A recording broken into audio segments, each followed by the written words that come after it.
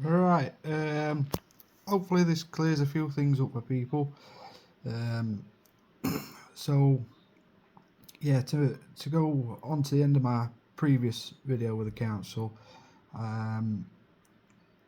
yeah, this is like the follow-up letter that I did. Please do not copy this.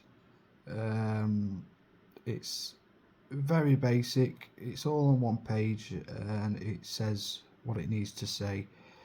I did I got the summons through, which you might have seen. I did that paid to the order of the council. They cancelled the summons and sent me an email saying that they're going to send the bill through. I endorsed the bill to the Ens Legis, all capitals name, and then posted that off. The only thing that I put on that endorsed bill that the council sent, and this will help as well, stop you guys messing things up, is I put delivery of bill acceptance. This bill is transferable. This bit I've added because that's the one that I've sent for this year's, so I wouldn't do that for this year's if it's first time you're doing it. And then just signed it, all enable rights reserved, signature, autograph, Richard Anthony Dean, Colin Ashmore. So I sent the council tax bill endorsed with just that, but I made it funny. I was like, if you want help settling the national debt and my services are required in private, please advise. So I put that on the last one, and I didn't put bill, which I should have done. I put note instead of bill. So yeah, that'll stop you guys tripping up. But yeah, this is the form of the affidavit that I sent. So I've done my coat of arms up in the corner, obviously my address, care of, can't really show it you, care of, so C/O before you write your name and address, and the numbers, so my house number's 17, put that in brackets, and then your postcode, put that in brackets as well. And then yeah, so I did this. Dear Judith, with regards to your recent correspondence, please respond in signed affidavit format. Fail to do so, concur to point 4. The legality of council tax was never in question. So I've quoted that because that's what they were pointing out, that I was trying to challenge the council tax and the legal. I got a call and then it cut off. But yeah, no, I was they were trying to put that I was challenging the legality of council tax, so I just thought I'd rule that out, get that out of the way. So I'm saying the legality of council tax was never in question. So then they haven't really got a point after that. They're trying to say that I'm not paying, or I don't want to pay, or protesting, or anything that's dishonourable or whatever. And then yeah, underneath, please ascertain and confirm all points. Fail to do so, concur to point 4. So obviously we want a response from them answering 1, 2, 3 and 4. And then I put number 1, as correspondence has been made, we're only left to assume that the woman named Judith Badger has responded. If this is incorrect, please advise so. She's the only woman to deal with these matters and to whom the correspondence is made. Not really a question, that one, is it? So yeah, you could probably restructure that, make it more of a question that they need to answer. But yeah, it's a statement of fact, isn't it, an affidavit? And then 2, if these responses are being given by an agent to or for the woman Judith Badger, please seek to escalate to the woman named. If this is not possible, please advise to the reasons for this.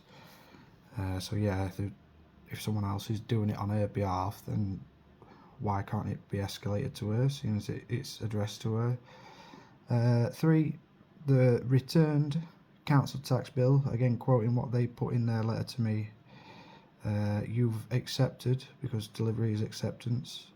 is in fact a negotiable instrument which has been correctly and duly endorsed by qualified and special endorsement. We would like the instrument returned, or proof that the instrument has been correctly dishonoured or accepted in accordance and pursuant to the Bills of Exchange Act 1882.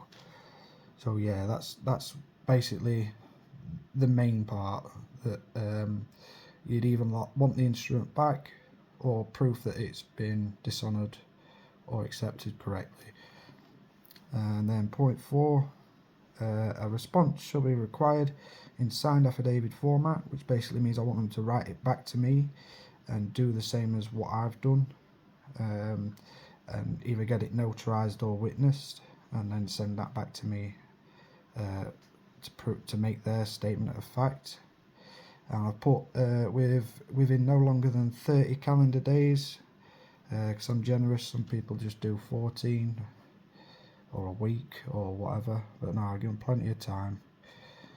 Failure to comply within the reasonable amount of time given and or in the wrong format would constitute tacit acquiescence to the fact that the instrument was accepted and that our business is now concluded. So yeah, if they don't write back within that time, then they're default saying that they did accept it. And then I put underneath, special cases may be considered for an extension of time, because I'm even more generous. And any correspondence received without directly being in response to this document shall be gathered and used as evidence. And then I've done this bit at the bottom, power of attorney, relevant laws and proof of status available upon request. Under penalty of perjury, I affirm the foregoing is true and correct. And then executed on, and then I'd put the date on it and signed underneath. They had the attachment, so I'd already done my all inalienable rights reserved part, so I just put the date on, and then I had it witnessed twice, so 2 witnesses, or a notary if you want to pay for them. I hereby affirm that the man presented is the duly authorised representative. So it's obvious that we're on about this document because it was on the back of this one.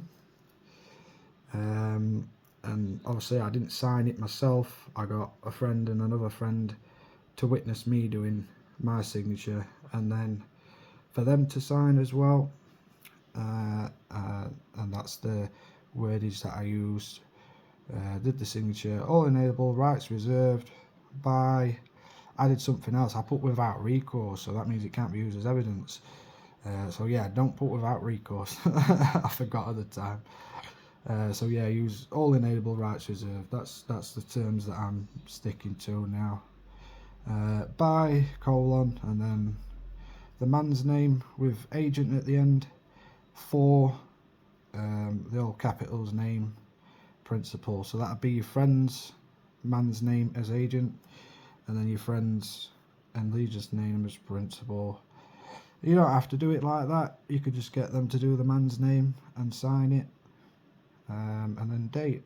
Yeah, and then yeah, that's pretty much all I did. They obviously sent back the stuff where they say they don't accept it or blah blah blah, but then that means that they've fallen into default, doesn't it? And that they've concurred to point 4 that it has actually been paid.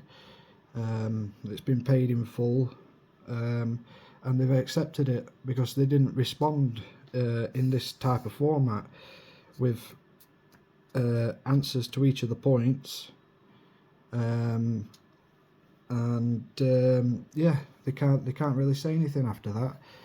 They waffled on and did whatever, and then I ended up billing him. So the original bill that I'd sent, I decided I'm gonna make it so that the maturity bill is now due.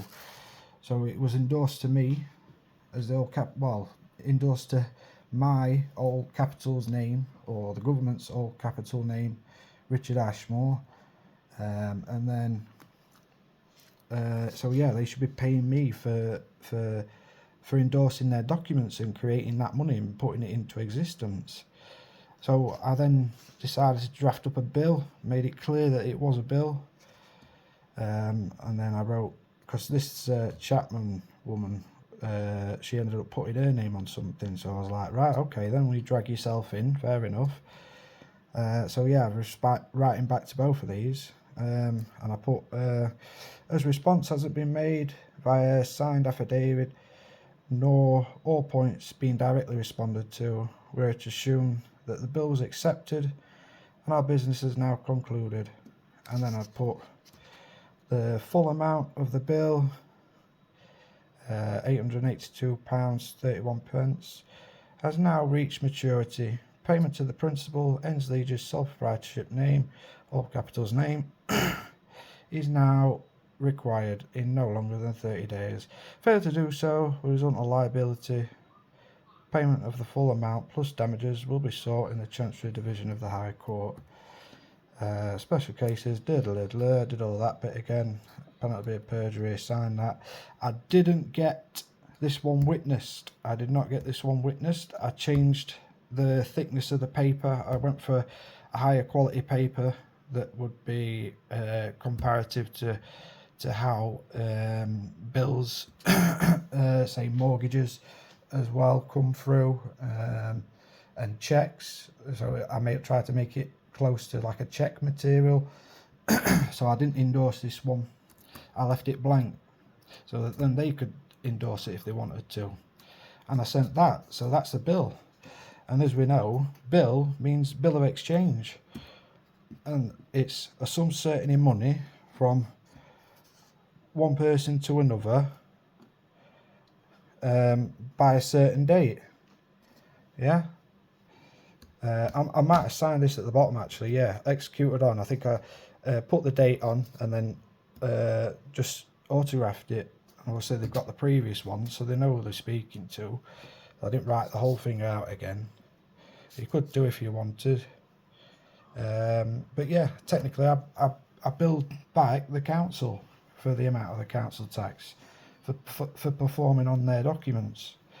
And then I did the same thing again, delivery bills acceptance, and then I even printed them off a cheat sheet. So I gave them a cheat sheet on telling them what to do with this bill and this bill of exchange.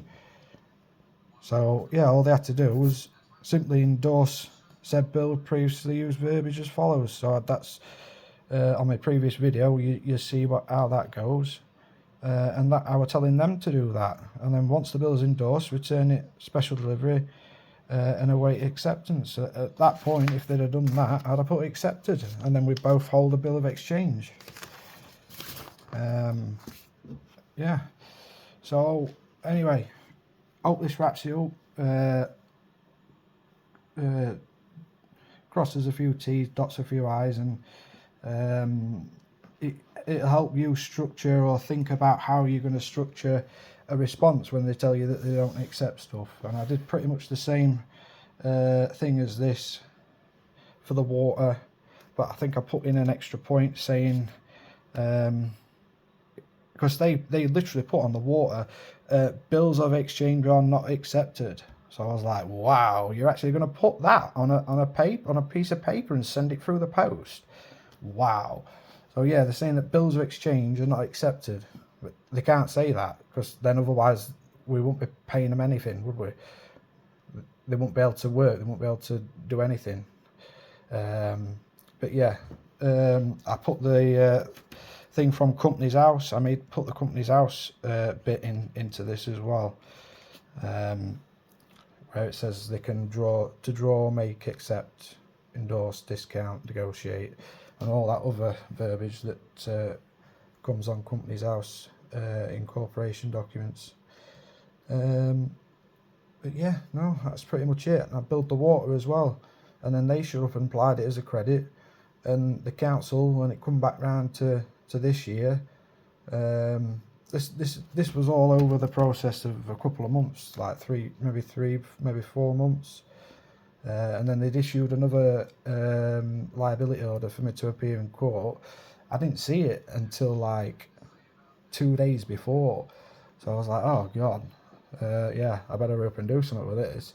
So yeah, I literally just picked it up, crossed it out, put paid in full, and then I think I wrote a little letter just saying attendance isn't required as this account is paid in full via bills of exchange or something like that, and then did all the endorsements or whatever, and then sent them that. I had to think quick and get it through post, but yeah, they still issued the what is it? It still went through with the summons and still issued the liability order. But I crossed it out and I paid in full. And why are they billing me this year if they've got a liability order for last year? Do you know what I mean? Like, and why would there be a credit on the account? Do you know what I mean? So yeah, we already know that the liability orders that they do were a bit tosh, or whatever you want to call them. But yeah, I'm waffling now, aren't I? It's easy. One piece of paper. Don't copy exactly what I've done. Do your own wording and everything. Pause the video if you need to pause it. Go back and have a look. Any questions, put them down in the comments. But honestly, if you watch the 3 videos that I've done about bills of exchange, you should pretty much have it all there. And if you want all the stuff that's in the background that makes all this stuff work, all the law and everything, get the Bills of Exchange Act 1882 and whip it out. Or do what I've done, do Brandon's course. But yeah, the Telegram group, I'll put that down somewhere. Probably pin comment or something. And then yeah, you can get in the Telegram group, see what other people are doing. Rightio.